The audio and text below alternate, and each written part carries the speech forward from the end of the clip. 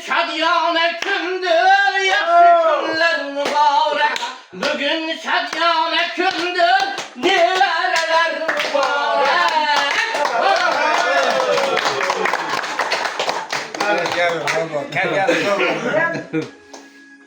Bakacağım. Aman bu. Karan. Sağlığınız gelsin. Görmezse Durumumuzda onu şerit lap onu koydu. Korale bunu yıkıyor. Allah oynata yapar. Telefon değil. Onun bunu yaptı. Yendim da.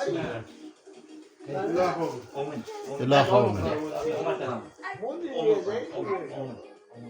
Bakarım bekle. Eyken onun kız. Şöyle geldim. Dayı bir geldim. Lan o kadar da var falan akan vallahi. Vurdum yeresken. Acayip content böyle yaptı lekin. Ha. Başla yapalım. Abol. Hadi yeni başladı. Bana. Ben niye kes? Ben niye kes? Menden hiç sizi gitmedi. Bana aynen canlı. Hangi?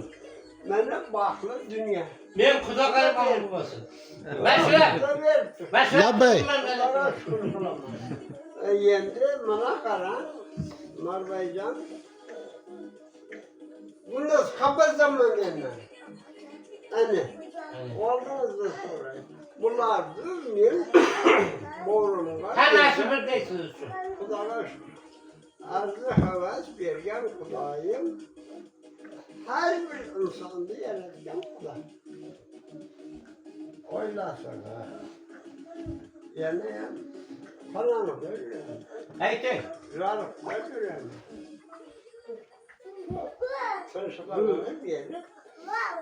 Bana ben bergen zamanlarda kadar attım.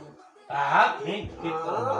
Anı şunları yesem megan, lekin normal. Aka uka yaşamayıp. Hiç kaçan, hiç vakti bir konudan yaşadım.